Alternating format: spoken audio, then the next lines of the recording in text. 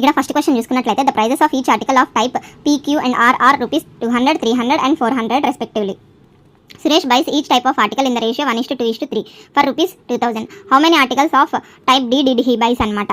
So ఇక్కడ చూసుకున్నట్లయితే 3 types of articles P, Q and R.